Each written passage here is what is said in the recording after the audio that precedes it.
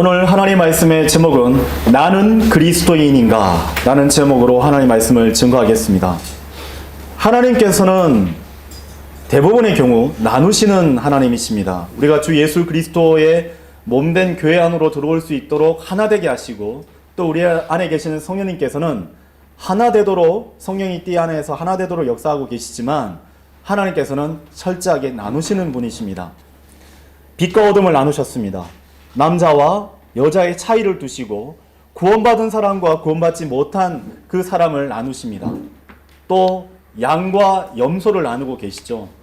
하나님께서 여러 가지 방법과 기준으로 여러분 나누고 계시다는 사실을 잘 알고 계실 테죠. 하나님께서는 유대인과 이방인과 교회를 나누셨고, 그에 따라서 각가지 다른 경영 방침을 두고 계십니다. 또한 각 시대마다 구원받는 방법을 달리 두셨을 뿐만 아니라 또 그 모든 것에 대한 시작점과 마치는 때를 또한 경계를 두셨습니다. 심지어 여러분, 구원받은 성도조차 나누셨어요. 주님께서는 열두 제자 중에서도 사랑하는 제자를 따로 두셨듯이 단순히 구원만 받은 성도가 있는가 하면 구원받은 후에 주님을 너무나 사랑해서 제자의 길로 들어서 있는 그 성도들을 또한 나누어서 보고 계십니다. 하나님께서는 모든 마음의 생각들과 의도들을 파악하고 계시기에 말씀을 들어도 여전히 행하지 않는 자들과 말씀을 듣고 실천하기 위해서 피 흘리기까지 싸우는 그 성도들을 알고 계십니다.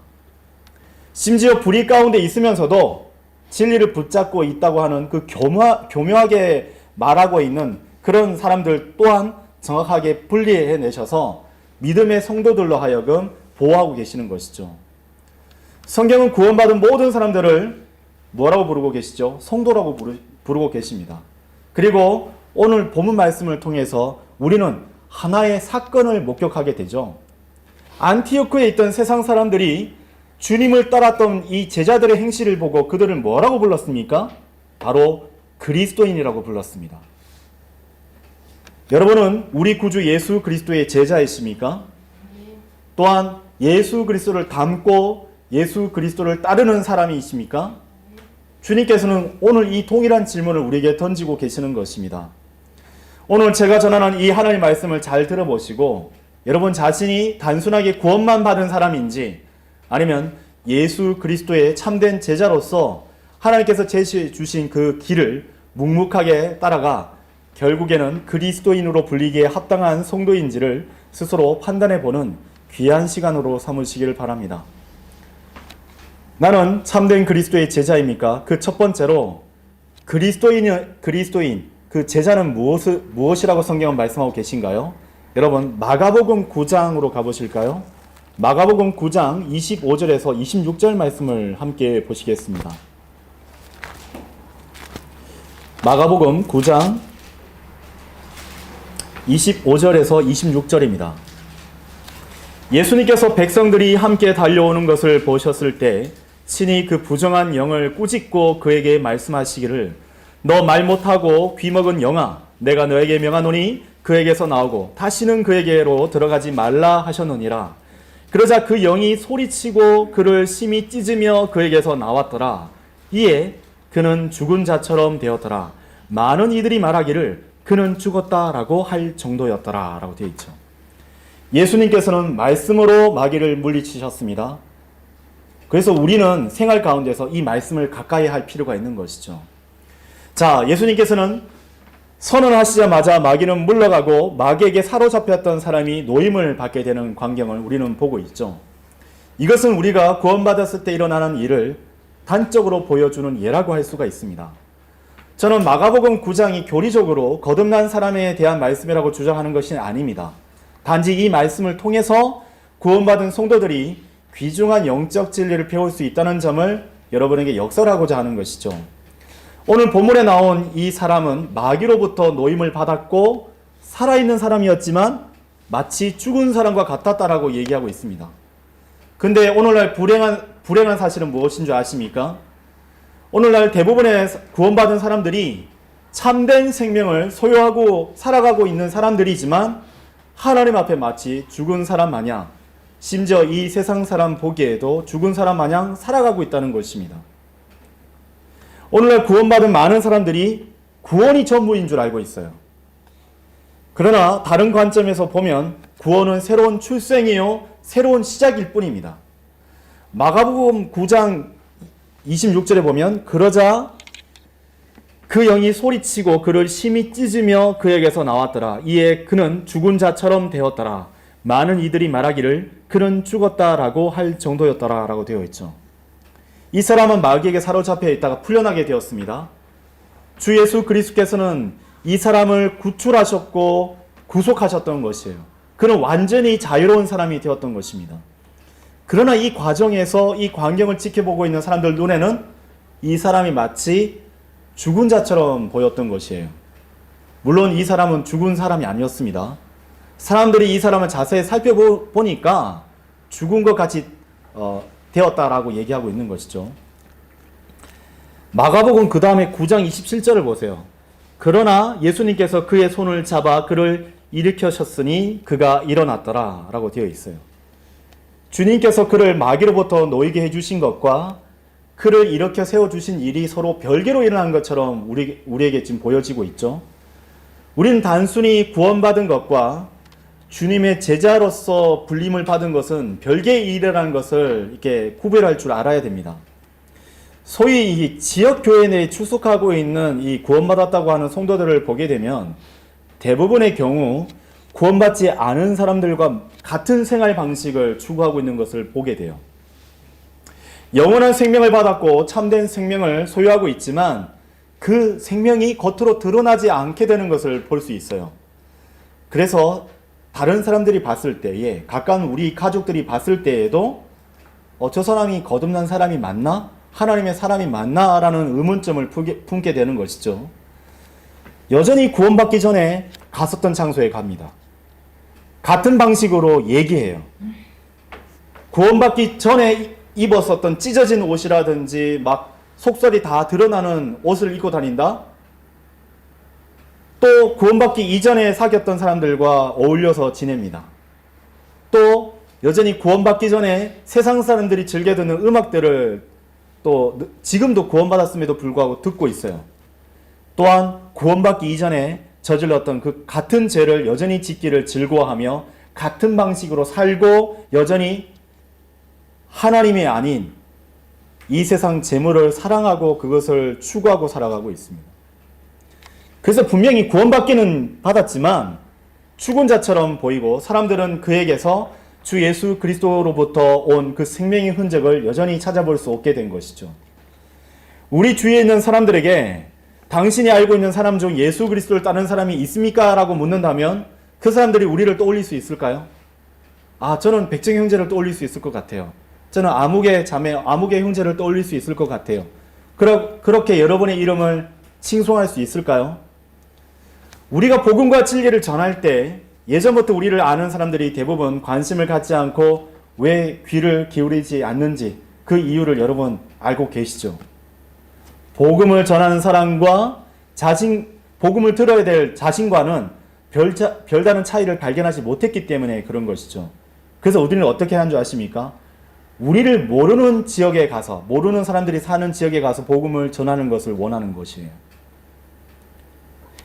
여러분이 서 있는 그 장소, 여러분이 서 있는 그 지역에서 여러분을 아는 사람들이 여러분이 복음을 증거했을 때에 저 사람은 합당하다라고 받아들이실 수 있는 생활의 열매가 맺어지는 사람이라면 오늘 주님께서 기뻐하시는 그 한 사람일 것이에요. 그래야 만일 저 사람이 복음 전도지를 들고 복음을 전한다고 참패한 줄 알아야지 하면서 혀를 찬다면 여러분은 마치 하나님과 이 세상 사람들 앞에서 죽은 사람처럼 지금 있는 그러한 존재들인 것입니다. 구원받은 사람과 구원받지 못한 사람의 차이는 한 사람이 죽으면 셋째 하늘 낙원에 가고 다른 사람은 죽으면 지옥에 간다는 것이에요. 구원받은 사람도 구원받지 못한 사람도 여전히 죄 앞에 노출되어 있습니다. 그렇다면 여러분이 받았던 그 구원을 값어치 있게 여긴다면 여러분의 생활 방식은 예전과는 달라야 된다는 것이에요. 자, 그렇다면 성경에서 말씀하시는 누가 예수 그리스도를 따르는 제자라고 불릴 수 있는 것입니까? 제자는 과연 누구죠? 예수님께서는 제자의 자격을 누가복음 14장에서 다음과 같이 말씀하셨습니다. 여러분, 누가복음 14장 27절을 보실까요? 누가복음 14장 27절입니다. 그리고 누구든지 자기 십자가를 지지 않고 나를 따라오는 자는 나의 제자가 될 수 없느니라 라고 되어 있어요. 그리고 보세요. 28절. 그러므로 너희 중에 누가 망대 하나를 건설을 하려고 작정하면 먼저 앉아서 자신이 그것을 완공하기에 충분히 가지고 있는지 그 비용을 계산해 보지 않겠느냐? 이는 그가 기초를 놓은 뒤에 그것을 완공하지 못하여 그것을 보는 자 모두가 그를 비웃기 시작하며 말하기를 이 사람이 공사를 착수하기는 하였으나 완공하지 못하였다 하지 않도록 하려 함이라 라고 되어 있어요. 여러분은 예수 그리스도의 기초 위에서 이제 공사를 시작한 것입니다. 벽돌 하나하나를 갖다가 주님께서 주신 성경을 통하여 그 설교 도면을 따라서 이제 망대 하나를 건축하고 있는 거예요. 어떤 집을 짓거나 망대를 짓거나 이렇게 시작을 하신 것이죠. 근데 만약 이것을 중단한다면 이 세상 사람들이 그것을 보고 뭐라고 비웃기 시작하겠습니까? 이 사람이 공사를 착수하기는 하였지만 완공하지 못하였다라고 그렇게 말하겠죠. 이에 대한 정확한 지침은 무엇이었습니까? 바로 27절이에요. 누구든지 자기 십자가를 지지 않고 주님을 따라가고자 했었던 사람은 결단코 주님의 제자라고 불릴 수 없게 된다는 것이에요. 우리 모두는 다 동일한 주 예수 그리스도의 사랑과 은혜를 받았습니다. 그럼에도 불구하고 더 큰 은혜와 사랑을 여러분 얻기를 원하십니까? 주님께서 여러분을 더 사랑하기를 원하세요? 구원받기만 이르게 되는 그 사랑과 은혜뿐만 아니라 매 생활, 매 순간마다 넘치는 하나님의 사랑과 기쁨과 평화와 그 은혜를 누리기를 원하십니까? 그렇다면 우리 모두는 주님의 제자가 되어야 됨이 마땅한 줄 알아야 됩니다. 그러기 위해서는 먼저 우리에게 주어진 각자의 십자가가 어떤 형태로 우리에게 주어졌는지를 살펴볼 필요가 있는 것이에요. 여러분, 십자가는 고난의 형태로 나타나지만 내가 삶 가운데서 맞닥뜨리게 되는 모든 문제와 어려움이 결단코 십자가로 주어지는 것이 아닙니다. 구원받지 않는 사람들도 고난 당하는 사람들이 많죠. 근데 그들도 저 사람도 십자가를 지고 따른다 이렇게 얘기할 수 있을까요? 그렇지 않습니다. 수많은 성도들이 자기가 당하고 있는 삶의 어려움, 가난, 질병, 가족 간의 갈등 등을 하나님께서 내게 주신 십자가야 라고 생각하고 있는데 여러분, 그건 착각입니다. 그것은 사람들의 의도와 생각들로 만들어져 있는 그런 모형 십자가일 뿐이지 하나님께서 여러분 각자에게 지고 가라고 주신 여러분의 십자가가 아니에요. 성경에서 말씀하시는 십자가란 의식적으로 주님을 위해서 손해를 보고 선택하는 모든 일련의 일들을 얘기하는 것입니다. 여러분, 주님을 위해서 손해보는 일들이 있으셨습니까? 희생하신 것들이 있으세요? 그러면 주님께서 주신 여러분의 십자가인 것이에요. 근데 내가 손해볼 일이 맞닥뜨리게 된 겁니다. 그거 하기 싫어요. 그러면 내려놓습니다. 그러면 주님께서 여러분 각자에게 주신 십자가를 내려놓게 된 것이에요. 제자의 자격을 잃어버린 것입니다. 하나님의 넘치는 사랑과 은혜를 더 이상 받기를 포기해버린 것이에요. 어떤 선택을 하면 손해가 나고 고통을 당할 것이 뻔한데 주님을 위해서, 나 자신이 아닌 다른 사람을 위해서 그것을 희생하고자 선택하는 것이 바로 십자가를 진 것입니다. 선택하지 않아도 되지만 바로 주님을 위해서 기꺼이 나 자신의 손해를 감수하고 선택하는 것이 바로 주님께서 주신 십자가예요. 주 예수 그리스도께서는 우리를 위해 고난을 당하지 않으셔도 불구하고 또 그렇게 사셔도 되는데 기꺼이 이 땅에 오셨습니다. 그리고 우리를 위해서 죄 없는 삶을 사셨던 것이에요.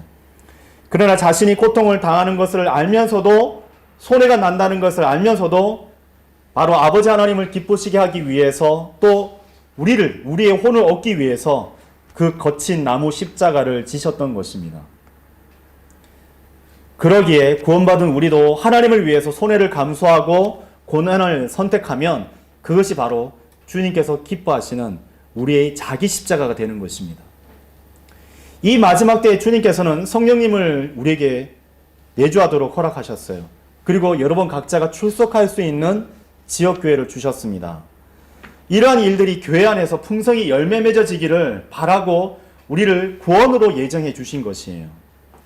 하나님께서 주신 지체들을 사랑하고 섬기기 위해서 자기 희생을 동반하는 것이야말로 진정 주님께서 허락하신 자기 십자가를 지고 가는 것입니다. 여러분의 십자가는 어디에 있습니까? 여러분 어깨에 짊어지고 오늘 교회에 나오셨습니까? 그러면 참으로 잘하신 것입니다. 이렇기 때문에 자기 자신을 사랑하고 자기 자신의 유익만을 추구하는 사람은 주님께서 말씀하시는 진리와 사랑에서 아주 멀리 떨어져 있는 것이에요. 그러한 사람들이 수많이 우리 도처에 있게 되는 것이죠. 그렇다면 십자가를 지고 어떻게 주님을 따라야 하는 것입니까? 누가복음 9장 23절을 보실까요? 누가복음 9장 23절을 보세요. 그러고는 그분께서 그들 모두에게 이같이 말씀하셨느니라. 누구든 나를 따라오려거든 자기를 부인하고 날마다 자기 십자가를 지고 나를 따르라 라고 되어 있어요.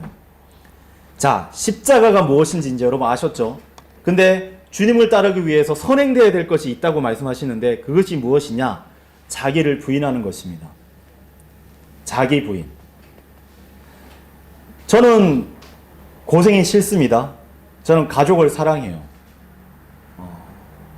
근데 하나님께서 기뻐하시고 하나님께서 제게 주신 그 가치가 더 숭고하기 때문에 저는 당연히 제가 사랑하는 것을 내려놓을 수 있게 된 것이에요. 저를 부인했습니다. 그리고 오직 주님만을 얻기 위해서, 주님께서 기뻐하시는 그것을 얻기 위해서 주님만의 주님께서 제안하신 그 칭찬과 그 영광의 동참자로서 하나도 부족함이 없는 그 길을 선택한 것이에요. 주님께서도 여러분에게 권유하고 계십니다.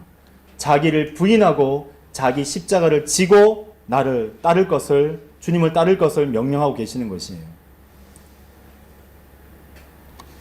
십자가를 지기 위해서는 자기 부인이 필요합니다. 또 성경은 자기 십자가를 지라고 하셨어요. 자, 여기서는 사람마다 다 십자가 다르기 때문입니다. 여기서 우리는 이 십자가의 차이점을 발견할 필요가 있습니다. 하나님을 위해서 의식적으로 고난을 선택하는 게, 나는 교회에서 봉사하는 것이야. 나는 성도들이 이 오전 예배 이후에 식사를 갖다가 나누는 그 부분들이야.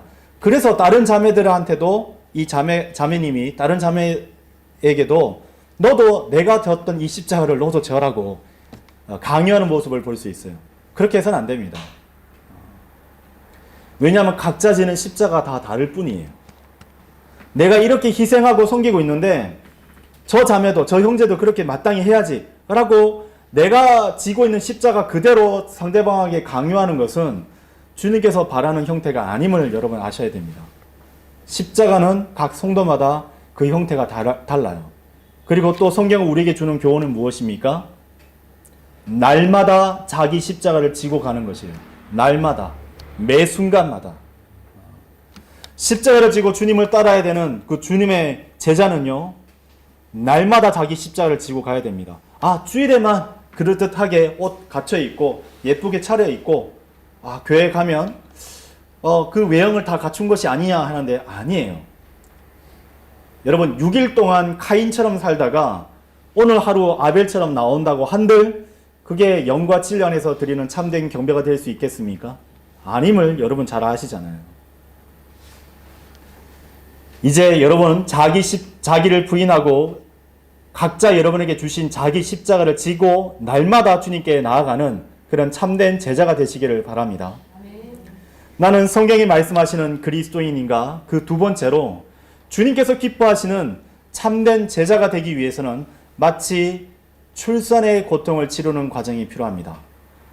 출산의 고통은 결단코 형제들은 몰라요. 그렇죠? 골반이 이게 쪼개지는 고통이라고 합니다. 근데 그것이 한번 딱 쪼개지는 고통 한번 느끼고 다시 끝나는 것이 아니라 이 출산할 때 이렇게 그 고통이 어떤 사람은 1시간, 어떤 사람은 6시간, 어떤 사람은 하루 종일 가는 사람도 있어요. 그렇죠? 그게 너무 고통스러우니까 어떤 약이 나왔어요. 무통주사라는 게 나왔잖아요. 그렇죠? 주사 맞고 그냥 그 출산 유도제를 갖다가 이렇게 맞고 이렇게 있는 편리한 시대가 되었다고 합니다. 근데 이 출산의 고통은 사도 바울이 우리에게 얘기한 것이에요. 여러분, 갈라디아서 4장으로 가보실까요? 갈라디아서 4장 19절을 보십시오.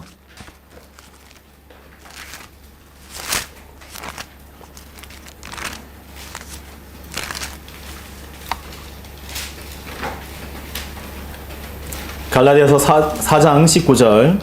나의 어린 자녀들아, 그리스도께서 너희 안에 형성되시기까지 내가 너희로 인하여 또다시 상고를 치르노라 라고 되어 있어요. 대부분의 이 주석가들은 갈라디아서가 행위로 구원받으려고 하는 사람들을 바로잡기 위해서 기록되었다고 주장합니다. 근데 그것은 갈라디아서의 주제를 단편적으로만 알고 있는 것이에요. 갈라디아서는 구원받고 거듭난 성도들에게 보내는 서신이기 때문입니다. 이들은 율법이나 선행이 아니라 오직 주 예수 그리스도를 믿어야 구원받는다는 사실을 알고 예수님을 믿고 구원을 받았죠. 그런데 문제가 발생했던 것이에요. 구원받고 나서 하나님을 기쁘시게 하기 위해 또다시 어떻게 됐냐? 율법으로 돌아가게 된 것입니다. 어떤 특정한 행위를 지켜야 한다라고 착각했기 때문에 사도 바울은 이 갈라디아 서신을 기록해서 그들에게 보낼 필요가 생겼던 것이에요. 갈라디아서는 그들의 오류를 바로잡기 위해서 기록된 것입니다.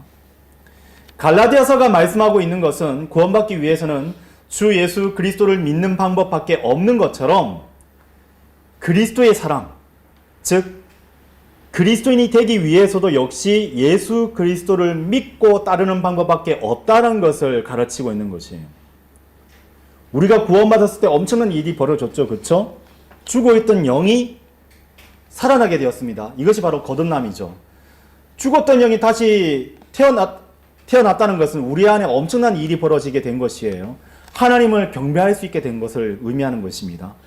성경은 이것을 둘째 출생, 다시 태어남, 거듭남이라고 얘기하고 있는 것이에요. 그래서 우리가 어머니의 태를 통해서 육신적으로 태어난 것을 첫째 출생이라고 부르는 것이고, 죽었던 영이 다시 태어나는 것을 바로 둘째 출생이라고 성경은 명명하고 있는 것이죠. 그리고 사도 바울이 이 갈라디아서 서신의 수신자들을 뭐라고 부르고 있습니까? 나의 어린 자녀들아 라고 얘기하고 있는 것이 있어요. 특징적입니다. 나의 어린 자녀들아. 장로들이라고 얘기하지 않아요. 거듭났고 구원받았지만 하나님 안에서 영적 갓난아기와 같은, 영적 아이와 같은 상태에 머물러 있는 이 연약한 믿음을 지니고 있는 성도들에게 사도 바울이 얘기하고 있는 것이에요. 그런데 이 둘째 출생을 경험하고 구원받은 이 성도들에게 사도 바울은 뭐냐면 자신이 다시 출산하는, 해산하는 그 고통을 겪고 있다라고 말하고 있는 것입니다. 한번 놓았을 때도 그런 막 상고의 고통을 상고를 치렀는데 다시 너희들 안에 있는 예수 그리스도를 형성하기까지 상고를 치르노라라고 얘기하고 있는 것입니다. 분명한 사실은 성령님께서도 사도 바울을 통해서 구원받고 둘째 출생을 경험한 모든 성도들이 다시 상고를 치르는 것 같은 수고를 할 필요가 있다라고 우리에게 말씀해 주고 있는 것이에요. 이 구원받기 위한 출생이 아닙니다, 여러분. 예, 착각하시면 안 됩니다. 다시 태어나는 것은 엄청난 고통이 따르죠. 그렇죠? 그것을 위해서 주님께서는 십자가의 그 순환을 겪으셨던 것입니다. 근데 우리가 구원받고 난 이후에도 그에 상응하는 고통이 수반되는 일련의 과정들을 거쳐야 돼요. 이게 바로 경건의 훈련, 바로 성화예요, 여러분. 성화는 그냥 하나님 말씀 믿고 기도하면은 그냥 자연적으로 이루어지는 것이 아닙니다. 사도 바울은 이것을 피 흘리기까지 해야 된다라고 우리에게 역설적으로 얘기했어요. 여러분, 그러한 상고를 치르고 계십니까? 이것은 주 예수 그리스도께서 우리 안에서 형성되셔서 우리의 삶을 완전히 주관하시도록 맡기는 일련의 과정들이에요. 이를 위해서는 죽었던 영이 살아나는 둘째 출생이 엄청난 일인 것처럼 내주하게 계시는 그 성령님께서도 우리를 주관하기를 원하시고 그것을 여전히 그 바톤을 주님께 내어드리는 모든 과정들이 필요한 것입니다. 여러분, 내년에 총선이 있죠. 그렇죠? 그리고 대통령 선거를 또 치르게 됩니다. 뭐 여러 일련의 과정들이 있잖아요. 그렇죠? 정권이 교체되면 예전에 있었던 그런 행정들이라든지 모든 법들이 순식간에 뒤집어지잖아요. 그렇죠? 우리 안에서 성령님께 모든 권리, 모든 선택, 모든 실행을 넘겨드리는 것도 그런 정권 교체가 이루어지는 것과 마찬가지의 엄청난 일이에요. 엄청난 변화를 요구되는 거예요. 술, 담배를 했던 사람이 그걸 끊어요. 엄청난 일이 벌어지는 거예요. 나로서는 불가능하지만 성령님 안에서 우리가 충만하면 그런 일들이 가능합니다. 내가 여전히 쉽게 에워싸는 죄들 가운데 놓여 있었어요. 근데 성령님께 나의 모든 주권들을 내어 맡기면 가능한 일들이 벌어지게 되는 것입니다. 내 안에 있던 모든 의심, 근심, 걱정, 염려 모든 것을 주님께 맡겼더니 눈앞에 불가능한 그 일들이 실현되게 되는 것이에요. 9월 달에 교회 이전과 관련해서 태국으로 이전한다라고 이제 말씀드렸을 때 저는 갖가지 형태들로 말씀을 드렸지 않습니까? 저는 교회에서 이 손재주가 있으신 분들이 너무 고생하지 않는 대체로 다 완성되어 있는 곳으로 가기를 원한다 라고 얘기했어요. 우리 형편에 맞는 부분들을 놓고 계속적으로 기도했었죠. 근데 알아보면 알아볼수록 그런 데가 없었고 여러분의 실망도 점점 커져갔죠. 그래서 뭐 11월 달까지 초입까지 계속 알아봤었지만 결국은 없었구나 해가지고 차선을 선택할 수밖에 없었지 않습니까? 근데 하나님께서 이미 9월 말경에 우리가 그렇게 대구로 이전할 것에 대해서 놓고 기도했었을 때 이미 시작을 하셨었잖아요. 그리고 우리가 하나 되기를 바라셨던 것이에요. 성도들이 하나된 마음으로 기도하면 분명히 땅에서도 묶으면 하늘에서도 묶일 것이요 땅에서도 풀면 하늘에서도 풀리리라는 그 말씀 그대로 우리가 합심으로 기도하면 그 일을 이루어 주시고자 하나님께서 기다려 주셨던 것입니다. 근데 우리가 그렇게 마음을 먹었을 때 어떤 일이 벌어졌나요? 하나님께서 보여주셨잖아요. 저는 그것이 하나님의 크신 은혜라고 저는 생각을 합니다. 우리가 하나님께 내어 맡기면 하나님께서는 그 놀라운 일들을 우리의 삶 가운데 나타내 보여주실 것을 저는 믿습니다. 하나님께서는 그 모든 일련의 일 가운데서도 어쩌면 우리에게 어떤 고난을 주시거나 어떤 사고를 일으키셔서 침상에 눕게 하신 다음에 자 이제 너는 내 말대로 할 거지 이라고 하지 않으세요. 평화로운 정권 교체를 원하고 계십니다. 그것이 설교단에서 선포되는 메시지와 성도들 간의 교제와 또한 내 안에서 양심을 통해서 또 말씀을 읽고 묵상하는 가운데에서 그런 깨달음을 우리에게 주시는 것이에요. 하나님께서는 강제로 또한 무력으로서 내 안의 보좌를 차지하실 수도 있는 분이시지만 우리가 스스로 자발적으로 주님께 그 왕자를 내어드리기를 원하고 계시는 것이에요. 그렇기 때문에 우리가 마음속의 왕자를 주님께 내어드리고 나서야 평화로운 일들, 눈앞에 펼쳐지는 기도의 응답들을 맛보아 수 있게 되는 것입니다. 근데 수많은 성도들이 어떠한 또 결정을 내리느냐? 기도 응답을 받고 나면 다시 그 주님께 내어드렸던 왕자를 탈취하기 위해서 쿠데타를 일으키는 거예요. 그래서는 안 되는 것입니다. 우리 안에 계시는 주 예수 그리스도께서는 우리를 주관하기를 원하십니다. 우리의 손과 발과 눈과 혀를 주관하기를 원하세요. 우리가 마치 예수님을 닮아가기를 원하십니다. 우리의 귀와 마음과 모든 생각을 관장하기를 원하고 계세요. 그러한 시도들을 날마다 주님께서는 우리 안에 역사하고 계시는 것이거든요. 그런데 안타까운 일은 무엇이냐? 지역교회 내에서 그렇게 하나님께 인생이 주관받는 사람이 드물다라는 사실입니다. 자, 그렇다면 오늘 우리가 주제로 하고 있는 성도, 구원받은 성도에 대해서 막 얘기하고 있는데 그 구원받으면 다 그리스도인이 아니냐라고 얘기할 수 있어요. 근데 저는 이 그리스도인이라는 이 단어 자체가 이 사도행전 11장에서 등장했을 때 달리 불리우고 있다는 것에 대해서 성경에서 첫 언급의 원칙이 있잖아요. 그러면 이것은 다른 의미로 우리에게 주어질 수 있다라고 저는 생각하게 된 것이에요. 그리스도인이라는 말은 무엇이냐? 예수 그리스도와 같은 성도를 얘기하는 것입니다. 주 예수 그리스도를 닮아가고 그대로 따르는 사람을 얘기하는 것이에요. 사도행전 11장 26절을 보게 되면은 사람들은 주님의 제자들을 보고 그리스도인이라고 불렸죠. 성경이 분명히 제자들을 놓고 그리스도인이라고 불렀습니다. 근데 이 사도행전 11장 26절 본문 말씀 앞서서 22절부터 보게 되면요, 그리스도인이라고 불리게 되는 그 배경을 우리에게 보여주고 있어요. 먼저 22절을 보게 되면은 하나님의 말씀이 기록된 성경과 이방인을 대상으로 하고 있었던 선교지였던 안티오크가 등장합니다.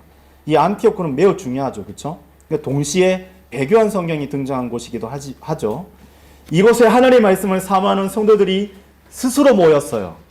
그리고 성경을 가르치고 열심히 배웠습니다. 그런 일들이 벌어졌죠. 이때 모든 성도들의 마음이 강건하여서 믿음이 충만하였다라고 기록하고 있어요. 게다가 눈에 드러나는 선한 행실은 성도들이 주님과 밀접한 관계를 형성하고 있다는 것을 모든 사람들이 볼 수 있는 단적인 그 증거라고 볼 수가 있는 것이에요. 이 모두가 하나님의 은혜요 성령님으로부터 나온 열매이라는 것을 우리는 단번에 알 수 있습니다. 특히 선한 모든 행실들은 이 마태복음 19장 17절에 예수 그리스도께서 가지고 계신 성품이에요. 근데 이 제자들로 통해서 그것이 드러났단 말이에요.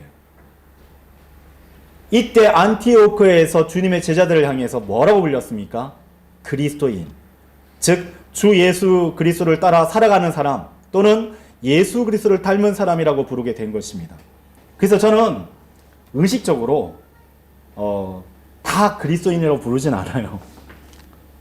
이 사람이 첫째로 구원받았고 하나님께서 주신 성경을 최종 권위로 믿고 그래서 모든 실행과 모든 믿음과 모든 판단과 실행에 있어서 하나님 말씀을 근거로 살아가고 있느냐, 저는 그걸 봐요. 그리고 그분이 성령님의 열매를 맺어가고 있는 선한 양심과 그런 어떤 품행을 갖다 보여주면 저는 의식적으로 그분을 그리스도인이라고 부릅니다. 저는 여러분 앞에 있는 목자를 따라 여러분도 그렇게 의식적으로 구별해서 봤으면 좋겠어요. 자, 이제 우리 구원받은 성도들에게 필요한 것은 무엇입니까? 구원받고 하늘나라 가는 것이 끝은 아니구나. 그걸 아셨으면 좋겠어요. 지역교회에 위임하신 하나님의 선한 일들이 무엇인지 일일이 살펴보고 그 일을 시작하셨으면 좋겠습니다. 나에게 주신 이 눈앞에 보이는 귀한 지체들을 위해서 자기 희생을 아끼지 말고 그리스도의 사랑으로 섬기기를 원해요. 언제까지요? 주님께서 오셔서 여러분 각자의 이름을 부르실 그날까지. 그리고 주님께서 나의 이름을 부르실 그날까지 주 예수 그리스도의 복음을 날마다 전하기를 원합니다.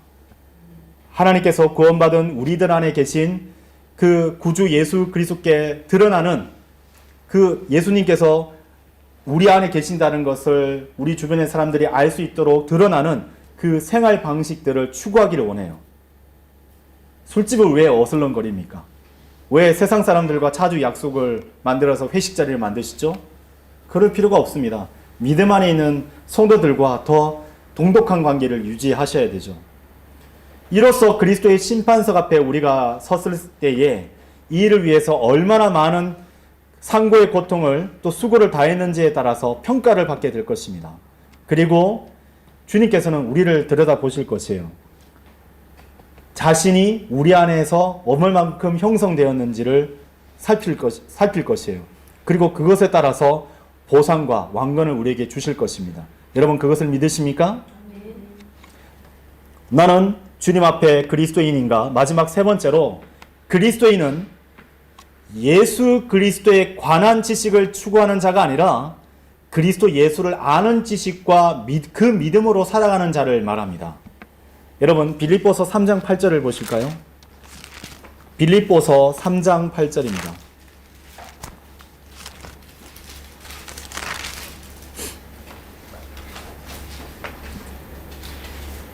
7절부터 보시면 그러나 내게 이익이 되었던 어떤 것들이라도 나는 그것들을 그리스도를 위하여 손실로 여겼느니라. 8절 진정 의심할 여지 없이 그리스도 예수 나의 주를 아는 지식의 타고나심으로 인하여 내가 모든 것들을 다만 손실로 여기노라. 내가 그분을 위하여 모든 것들의 손실을 감내하고 그것들을 다만 배설물로 여김은 내가 그리스도를 쟁취하기 위함이요 또 율법에서 비롯된 나 자신의 의가 아닌 그리스도의 믿음을 통하여 난 의, 곧 믿음으로 말미암은 하나님의 의를 가지고 그분 안에서 발견되고자 함이며 내가 그분의 죽으심이 일치되어 그분과 그분의 부활의 권능과 그분의 순환의 교제를 알고자 함이니 어떤 방식으로든 내가 죽은 자들의 부활에 도달하려는 것이라. 대부분의 평범한 구원받은 성도들이 구하고 있는 게 무엇인지를 여러분 알고 계십니까? 생각해 보셨어요? 대부분 예수 그리스도에 관한 지식들입니다. 저도 한글 킹제임스 성경을 알고 러크만 형제님을 통해서 굉장히 많은 지식들을 배웠죠. 지금도 매주 교회에서는 그 설교와 성경 공부를 통해서 주 예수 그리스도에 관한 지식을 설파하고 있을 것이에요. 우리는 정말 예수 그리스도에 관한 수많은 사실들을 공부를 합니다. 설교를 듣고 주석서를 공부하며 세미나를 다니면서 예수 그리스도에 관한 지식들을 늘려가죠.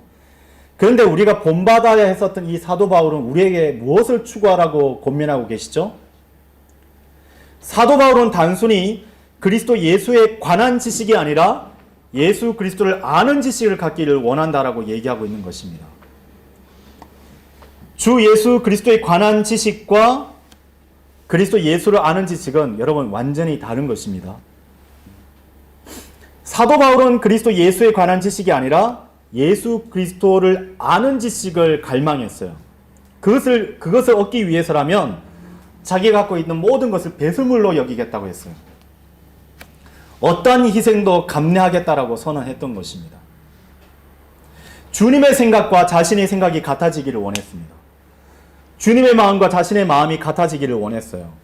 주님께서 선택하시고 행하신 것과 자신이 선택하고 행하는 모든 것들이 같아지기를 원했습니다. 주님의 마음의 동기와 자신의 마음의 동기가 일치되기를 바랬어요. 단순히 주님께서 하시는 일을 알고자 하는 것이 아니라 주님께서 말씀하시고 행동하셨던 그 모든 것들을 탐구하고 따르고자 원했던 것이에요. 여러분, 어떤 스타가 있습니다. 연예인들이 있어요. 그럼 팬들이 있습니다. 그럼 팬이 있는 것에 어느 콘서트장이라든지 어떤 곳에서 팬 사인회 한다고 하면 그 사람이 거기 온다면 우르르 달려가잖아요. 그렇죠? 휴가까지 내거나 해가지고 거기 가서 그 사람이 내놓는 그런 제품들, 상품들을 엄청난 돈을 지불해서 삽니다. 어떤 유명한 가수가 있어요. 그러면 그 사람 CD를 갖다가 한 장만 사는 게 아니라 여기 있는 CD 저기서 저기까지 다 주세요 해서 한 박스를 사갑니다.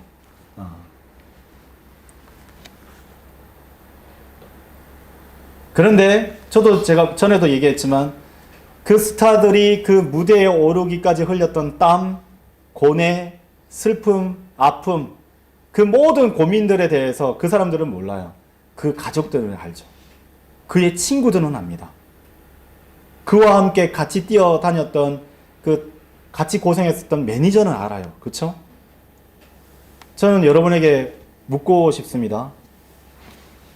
여러분 예수님에 대해서 얼마만큼 아세요?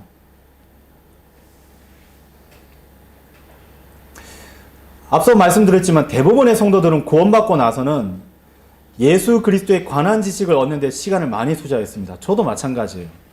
그리고 그 지식을 얻을 때 정말 큰 기쁨이 있습니다. 정말이에요, 정말.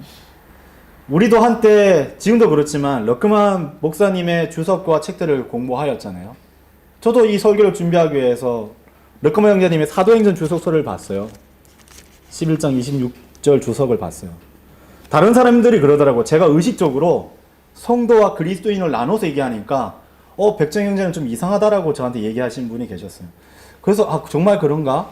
러크만 형제님 주석서를 가지고 성경을 막 비교해서 찾아봤더니 다르게 구별해서 사용하고 계시네.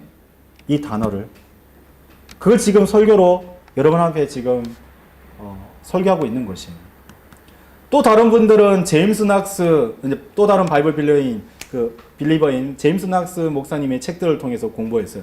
저는 이 두 목사님의 책들을 코로나 때 이걸 비교하면서 공부를 했습니다. 모든 책들을 다 봤어요. 거의 일치합니다.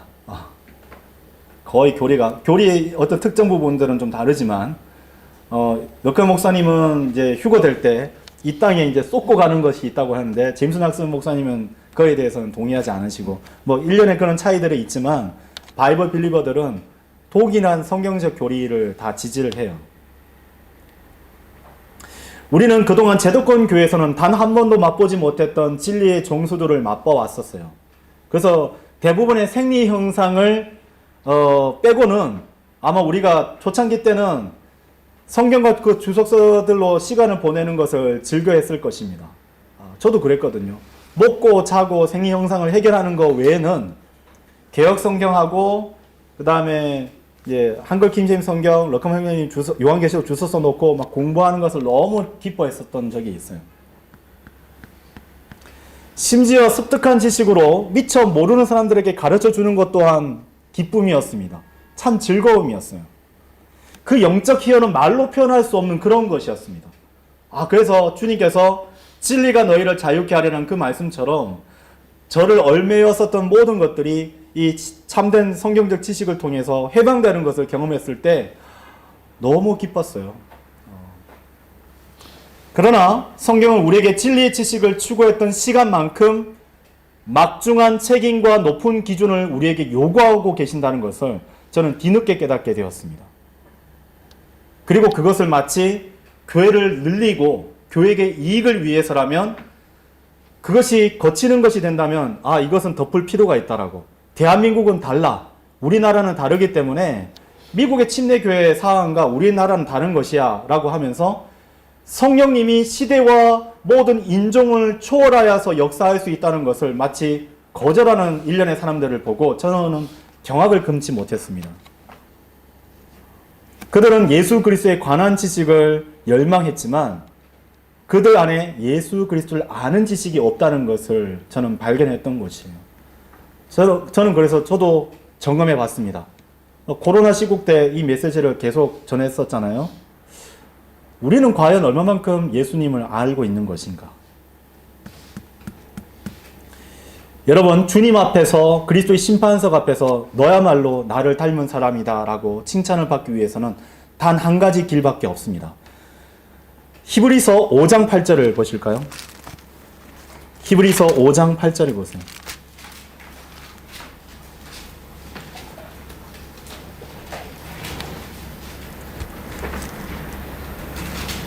비록 그분께서는 아들이셨지만 그럼에도 자신이 순환을 겪는 일들로 인하여 친히 순종을 배우셨느니라.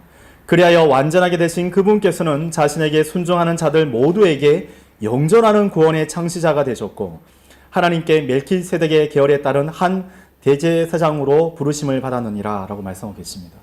지금 이제 하나님 보좌 우편에 계시죠. 자, 이것은 무엇이냐? 하나님께서는 알고 계셨어요.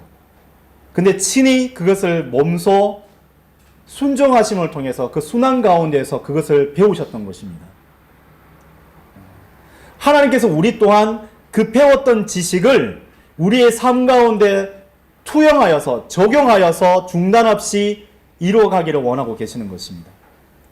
내가 비진리를 불의 가운데서 진리를 붙잡고 있는 그 모든 불의들을 보고도 잘못됐다고 얘기했다면 나 또한 불의 가운데 발을 담그고 있으면서도 내 손에 진리를 들고 있지 않느냐라고 그렇게 얘기하시면 안 되는 거예요. 그건 십자가의 원수들의 동참자가 되는 것입니다. 그렇게 해서는 안 됩니다.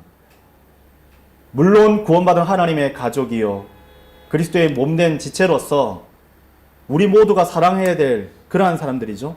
근데 그런 사람들 중에서 안타깝게도 잘못된 선택을 하는 경우가 있어요. 저는 그 통일한 하나님의 은혜와 사랑이 끊임없이 지속되기를 원하지만 분명히 우리가 알 것은 하나님께서는 불의 가운데서 진리를 붙잡는 사람들의 그 불경건함과 그 잘못된 그 죄의 동참자가 되는 것을 하나님께서 기뻐하지 않는다라고 말씀하신 것을 기억하기를 원해요.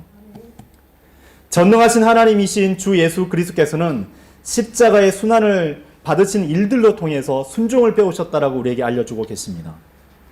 예수님께서는 우리처럼 눈물을 흘리셨습니다. 무려 3번이나 우셨다고 성경은 기록하고 있죠. 주님께서는 배반에 대해서는 알고 계셨지만 몸소 친구로부터 배반을 당하신 것을 통해서 배반이 무엇인지를 배우셨어요. 주님께서는 친히 마음이 깨지는 것이 무엇인지 배우셨습니다. 주님께서는 친히 굶주리셨고 목마르셨으며 육체의 고난을 당하는 게 무엇인지 몸소 배우셨어요. 하늘에 앉아 계신 전능하신 하나님께서는 인간이 죽을 수밖에 없는 존재라는 사실을 알고 계셨습니다. 전지전능하신 하나님께서 모르는 게 뭐가 있겠어요. 근데 주님께서는 죽음이 무엇인지를 알고자 친히 몸소 십자가에서 죽으심으로써 이제는 인간의 죽음이 무엇인지를 알고 계십니다. 주님께서는 죽음의 고통을 당하실 때 이것을 배우셨던 것이에요. 머리로 알고 계셨던 그 전지전능하신 하나님께서 친히 십자가 순환을 통해서 순종하심으로 배우셨던 것이에요. 주님께서는 그 모든 것을 이 땅에 오셔서 우리와 같은 몸을 입으시고 배웠던 것입니다. 저는 저를 비롯한 모든 성도들이 예수 그리스도에 관한 지식이 아니라 그리스도 예수를 아는 지식을 갖기를 원합니다. 사도 바울은 우리의 문제가 무엇인지 지금 지적하고 있는 것이에요. 우리는 지식과 물질과 육체적 안락을 원하지만 주님을 위해서 자기 십자가를 원치 않는다는 사실을 사도 바울은 우리에게 알려주고 있는 것입니다. 하나님의 말씀과 지식을 알기 위해 그동안 혹독한 대가를 치르면서도 선을 그었어요. 형제 사랑을 하기 싫어요. 그것만큼은 저는 하기 싫어요. 주님께서는 그렇게 해서는 안 된다라고 얘기하고 계시는 것입니다. 결국은 자기 만족을 위해서 그 지식을 붙들었던 것이지 성도가 궁극적으로 도달해야 하는 그 성도의 사랑에는 눈길조차 주지 않았다는 사실을 여러분 기억하실 필요가 있습니다. 그것이 지난주에 설교했었던 베드로후서 1장 말씀에 기록되어 있는 성도 간의 사랑, 체리티에 대해서 제가 말씀드렸지 않습니까?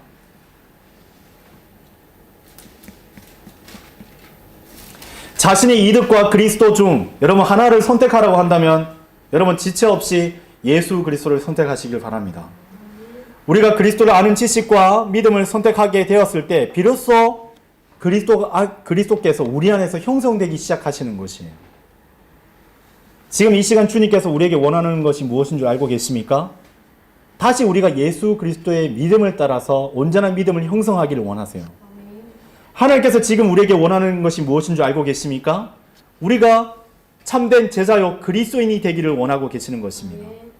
만일 우리가 그리스도처럼 된다면 하나님께서는 기뻐하시는 일들을 온전하게 우리 안에서 역사해 주실 것이에요. 더 많은 은혜를 부어 주실 것이고 더 많은 사랑을 우리가 몸소 느낄 수 있도록 역사해 주실 것입니다. 지금 이 시간 주님께서 원하는 것이 무엇인 줄 알고 계십니까? 여러분이 지금 주님께 이렇게 고백하기를 원하고 계시는 것이에요. 아버지 하나님, 제가 스스로 구원할 수 없기 때문에 주 예수 그리스도께서 저에게 친히 이 땅에 오셔가지고 완성하신 구원을 저에게 주셨습니다. 그리고 저는 저희 힘으로도 이제는 주님을 따라갈 수 없다는 것을 고백을 드립니다. 오직 주님의 은혜로, 주님의 사랑으로 저를 구원해 주신 것처럼 이제 저를 주관하셔서 참된 제자요 그리스도인처럼 살아갈 수 있도록 저를 도와주옵소서. 지금 이 시간 주님께서 우리에게 원하는 것이 무엇인 줄 알고 계십니까? 오늘 우리가 지금 휴거가 일어난다면 우리 몸이 바뀌는 것 외에 그대로 바뀌는 거 없이 그대로 온전히 영존하기를 원하고 계시는 것입니다. 이미 우리 안에 예수 그리스도의 형상이 온전히 형성되어서 몸만 바뀌었을 뿐 다른 것은 변치 않는 하나님의 자녀요 하나님의 아들로서 살아가기를 원하고 계시는 것입니다. 우리가 이 세상에서 그리스도께 완전히 내어드리고 그렇게 함으로써 우리 안에 그리스도께서 형성된 삶을 살았기에 휴거 때 우리 몸밖에 변할 것이 없기를 바라고 계시는 것입니다. 이 설교의 결론을 맺겠습니다. 성경을 배우고 알고 가르치는 사람들마저도 여러분 죄를 짓습니다. 성경을 안다고 하는 사람들이 쉽게 가정을 망치고 지옥교회를 망치며 자신의 간증을 망쳐버리고 살아갑니다. 왜인 줄 알고 계십니까? 그들은 구원받았고 성경을 알지만 그리스도를 따르지 않았기 때문입니다. 구원받은 사람들도 교회를 망가뜨릴 수 있습니다. 그러나 그리스도인들은 교회를 망치지 않습니다. 구원받은 사람들도 가정을 망칠 수 있습니다. 그러나 그리스도인은 가정을 망치지 않습니다. 구원받은 사람들도 주님을 슬프게 할 수 있습니다. 그러나 참된 제자요 그리스도인들은 주님께 근심과 슬픔을 안겨다 드리지 않습니다. 오직 하나님의 영광과 기쁨을 돌려드릴 뿐입니다. 사랑하는 형제 자매 여러분, 주님께서 기뻐하시고 바라시는 일들이 무엇인지 여러분 진지하게 생각해 보십시오. 이 자리에 있는 형제님들께 제가 묻고 싶습니다. 주님께서 우리 각자에게 주신 아내에게 무엇이 필요한 줄 알고 계십니까? 단순히 구원받은 남편이 필요한 것이 아니에요. 여러분의 아내에게 필요한 사람은 단순히 구원받은 남편이 아니라 예수님처럼 자신을 사랑해 줄 수 있는 그리스도인 남편이 필요한 것입니다. 주님 안에서 사랑하는 자매님들께 제가 질문 드리겠습니다. 하나님께서 여러분 각자에게 주신 남편에게 무엇이 필요한 줄 알고 계십니까? 단순히 구원받은 아내가 필요한 것이 아닙니다.